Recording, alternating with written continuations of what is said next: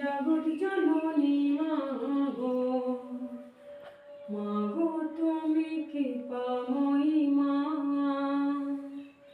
মা গো তুমি দয়ার সাগর দরদিনী মা গো, মা গো তুমি দয়ার সাগর দরদিনী মা।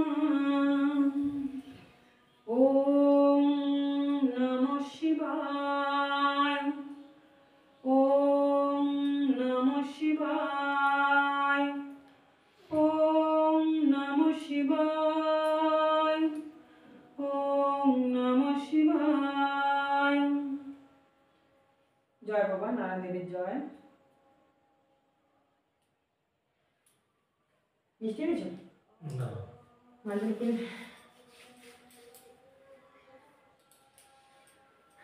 শিবসময় ভক্তরা, আজকে বৃহস্পতিবার, তো আজকে খুব একটা বাবাকে নিয়ে এসে খুব মানে খারাপ সংবাদ হয়তো হতে পারে, মানে তোমরা শুনবে মন দিয়ে ওনার মুখ থেকে, আর মন দিয়ে তোমরা শুনবে যে মানুষ এই দুনিয়ায় মানে কতটা বেঈমান বলতে পারো, বেঈমান হতে পারে মানুষ, মানুষ মানুষকে সরলতার সুযোগ কতটা নিতে পারে, ঠিক আছে, ভালো মানুষ সেজে। যার জন্য আমার এই লড়াই, এতদিন এই লড়াই আমি এইভাবেই করছি, যে যারা ভক্তই বলতে পারো, ভক্তদেরকে ঠকায় যারা বা ঠকিয়েছে এমন মানুষ আছে, সেটা আমি তার ছবি সমেত তুলে ধরছি আজকে। তো এরকম করে একটা একটা ভক্তরা আসছে, সব দেখেছো ঘরের কাজ বা সব ভিডিওগুলো ছেড়েছি, কাপড় কাচা সব কিছু করছি, সব কিছুর সাথে সাথে একটা দুটো করে ভক্ত আসছে আজকে বৃহস্পতিবার, সেইভাবেও আমি দেখছি। আর এখানে আসলে বড় বড় কেস নিয়ে সব আসে। বাবা দেখো এই কেন, এই বাবার সাথে ফোনে আমার কথা হয়, ফোনে অনেক কিছু সমস্যার সমাধান করি, বাবা টেনশানে পড়ে থাকে, আমাকে ফোন করে বাবা, আমি অনেক কিছু সমাধান বাবাকে বলি, এই করো তাই করো, বাবা সেইভাবেই করে। আর বাবাকে বলেছিলাম মায়ের মন্দিরে আসো, মায়ের মন্দিরেও বাবা এসছে। তো আমি আমার একটা মানুষের ছবি দেখাবো, দেখি সব নিয়ে এসো। বাবা থালা নিয়ে এসছেন মায়ের জন্য, আর এইগুলো দেখো, এনার ছবি দেখার দরকার নেই, আমি এই ছবিটা দেখাবো। এনার কি আর এমনি ছবি নেই?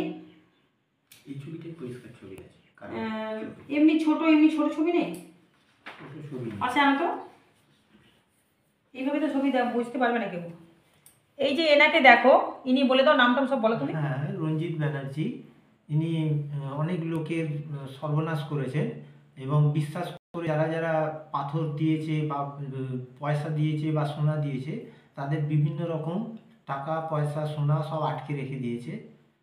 তা এই লোকটা যদি কোথাও আপনারা দেখতে পান, তাহলে এর অ্যাড্রেসটা এবং এ কোথায় থাকে তার অনুসন্ধানটা আমাদের এই ইউটিউবে আপনারা আপলোড করে ছেড়ে দেবেন অ্যাড্রেসটা, এবং সকলকে সতর্ক করে দেবেন যাতে এনার সাথে আর কেউ যোগাযোগ না করে।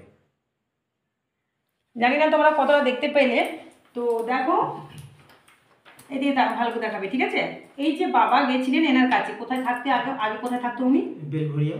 বেলঘরিয়াতে কি আছে সব খুলে বলো, তবে এরা বুঝতে পারবে। হ্যাঁ, বেলঘরিয়াতে উনি যতীন দাস নগরে ওনার বাড়ি, উনি ভাড়া বাড়িতে থাকে। আর বেহালায় বেহালা ঠাকুর পুকুরে উনিও ওনার বাড়ি আছেন। তা এই বাবা এই করেছেন ব্যাপারটা, তা আপনারা একটুখানি খেয়াল রাখবেন। তোমাকে কি কি বলেছে, কি কি কবার গেছো কি না, সব বলো ঘটনাটা খুলে। আচ্ছা, এখনই করবেন এগুলো? হুম অবশ্যই আমি করছি, তুমি বলো না। তুমি কত টাকা দিয়েছো, কিসের জন্য দিয়েছো, সেটা তো খুলে বলো। আচ্ছা, যাই হোক, ইনি আমার কাছ থেকে প্রায় 16-8-24 গ্রাম সোনা নিয়েছেন, হ্যাঁ, নানা রকমভাবে, এবং আমাকে বলেছে টাকা আমি দেবো, আমার চেক ফেক সমস্ত কিছু দিয়েছে, হ্যাঁ, ডকুমেন্টস আমার কাছে আছে। তা আমি কেস কাভারি করিনি এখনও অবধি, ওনার কথা মতো উনি এখনও টাইম নিচ্ছেন, আজকাল করে যাচ্ছেন, কিন্তু যদি এক সপ্তাহ আমি আরও দেখব, যদি না হয় তাহলে আমাকে কেস কাভারি করতে হবে। উনি তো সেখানে এখন নেই। কোনখানে? যেখানে আগে তুমি করেছো সেখানে না, উনি এখন ওখানে নেই। তা উনি বললেন যে আমি কাল পরশু নাগাদ উনি আসবেন বেলঘরিয়াতে। কথা হয়েছে? কথা হয়েছে, একটু আগেই ফোনে কথা হয়েছিল। আচ্ছা। তা ফোনটা বললো যে আমি আসবো, এসে আপনার যা হিসেব আছে আমি দিয়ে দেবো। এই কথা বলেছে। সেই জন্য আমি আর একটা সপ্তাহ সময় নিচ্ছি। হুম হুম যদি উনি দিয়ে থাকেন তাহলে ভালো কথা, যদি না দিয়ে থাকেন আমাকে তাহলে কেস কাবারিতে যেতে হবে। আমাকে 1 বছর ধরে উনি ঝুলিয়েছেন, হুম সেটা সেটা বলো। 1 বছর ধরে ঝুলিয়েছেন এবং আমায় কাজ করে দেবেন, একজন অফিসারের মাধ্যমে উনি আমার কোনো কিছু একটা কাজ করে দেবেন এই কথা বলে প্রতিশ্রুতি নিয়ে আমার কাছ থেকে এই সুবিধাটা উনি নিয়েছেন। যার জন্য আমি ওনাকে দিয়েছিলাম যে আপনি যখন কাজ করেন তাহলে আমার তাবিজ ফাবিজগুলো উনি করে দেবেন। নবগ্রহের তাবিজের জন্যও নিয়েছিলেন, সোনা ফোনা বা টাকা পয়সা নিয়েছিলেন। তা এখনও অবধি উনি কিছুই দেননি আমাকে ফেরত। তা আমি সেই জন্য বললাম আর কিছু করতে হবে না, আপনি আমার যা আপনি সোনা বা টাকাটা নিয়েছেন সেটাই আমায় ফেরত দিন। সেটাই তো, তাহলে বুঝতে পারছো ইনি হলেন মানে একটা তান্ত্রিক বলতে পারো নাকি।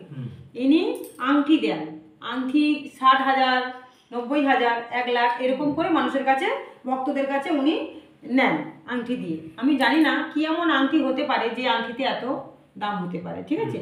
তো এনার তো ভুল, আমি তো ভুল এনার তো অবশ্যই আছে, কিন্তু এনার থেকে বেশি ভুল সেই ভক্তদের, যেমন তোমার। আমি কিন্তু না এনার এনার হয়ে বলবো না তোমার হয়ে বলবো, আমি ন্যায়ের হয়ে বলবো। তুমি না জেনে শুনে এত টাকা দেওয়ার আগে তোমাকে অনেকবার ভাবা উচিত ছিল বাবা। তুমি তোমার নিজের পায়ে একদম কুড়ুলটা মেরেছো। যেমন এনার কাছেও তুমি ঠকেছো বলছো, এনার কাছেও তুমি ঠকেছো, আবার এনার কাছেও ঠকেছো। মানে টাকাটা যে কত কষ্টে ইনকাম করতে হয় সেটা আগে জানতে হবে। টাকা যে এত কষ্টে তুমি ইনকাম করে যে যেখানে যাই যা যে কোনো কারণে তুমি টাকা দাও না কেন তুমি দিয়ে ফেলেছো, কারণ তোমার যে সাদা সরল যে মনটা এরা সেই দুর্বলটা পেয়ে বসে গেছে। হ্যাঁ, যেমন এই মানুষটাকে তুমি দিয়েছো টাকাটা, ও কিন্তু আংটির জন্য তুমি দিয়েছো 60,000 টাকা। সে যে 60,000 টাকা তুমি দিয়েছো, তোমার আরো কিছু আরো কত চেয়েছিল? আরো নিয়েছে ও 60,000 নয়, 24 গ্রাম সোনা, মানে হচ্ছে এখনকার হিসেবে 2 লাখ টাকা নিয়ে বসে আছে। তাহলে বুঝতে পারছো, বুঝতে পারছো, কিন্তু 2 লাখ টাকা যে কারণে দিয়েছে সেটা কিন্তু উনি দেননি। হ্যাঁ, সেটা কাজটা করেই দেননি, করেও দেয়নি। এবং ওই যে নবগ্রহের তাবিজও উনি নিয়েছিলেন, যেটার জন্য বলে আমার কাছ থেকে নিয়েছিলেন, সেটাও ফেরত দেননি। তো আমি সেই বাবাকে বলছি, বাবা কি এমন কাজ তুমি করতে চেয়েছিলে যে যেখানে এই 60,000, 1 লাখ, 2 লাখ টোটাল ওনার কাছ থেকে নিয়েছিলে, কি এমন কাজ? সেই সব কাজ তুমি কিন্তু করতে পারোনি। উনি আরো অনেক জায়গায় গেছে। আরো কোনো জায়গায় গেছিলে? আরো গেছিলাম, অনেক জায়গায় উনি গেছেন, ফোনে আমাকে বলেছেন অনেক জায়গায় গেছেন, গিয়ে গিয়ে গিয়ে গিয়ে সব জায়গায় নিরাশ হয়ে এখন শিবসেবা মায়ের মন্দিরে এসেছেন, ঠিক আছে। তো আমি অনেকে আশ্বাস দিয়েছি, টাকা আমি পারবো কিনা আমি সেটা জানি না। ওনার যে যে সমস্যাগুলো হয়েছে উনি তো নিজের পায়ে নিজে কুড়ুলটা মেরেছে না। এই টাকা তো ভগবান কি বলছেন যে তোদের এত সুন্দর ব্রেন, তোমাকে কি বুঝিয়েছিলাম ফোনে বাবা, আমি ভিডিওতে তো এগুলো বলি যে ভগবান বলছেন যে তোদেরকে এত সুন্দর ব্রেন দিয়েছি, হাত দিয়েছি, পা দিয়েছি, চোখ দিয়েছি, কান দিয়েছি, সব দিয়েছি তোদেরকে আমরা প্রত্যেকটা জিনিসে কাজে লাগানোর জন্য, তাই না। তাহলে সেখানে ব্রেন যখন দিয়ে এত সুন্দর যখন ব্রেন দিচ্ছে, সেই ব্রেনটা খাটানোর আগে তুমি যদি ভুল করে ফেলো তাহলে সেটা কিন্তু ভগবানের দোষ নয়, দোষ কিন্তু আমরাই করে বেড়াচ্ছি, তাই না। তাহলে তোমার এত টাকা, তাও সেখানে এত টাকা যখন দিচ্ছ, এই মন্দিরে আজ পর্যন্ত কেউ বলতে পারবে না যে 1,000 টাকা দিয়েছে কোনো একটা জিনিসের জন্য।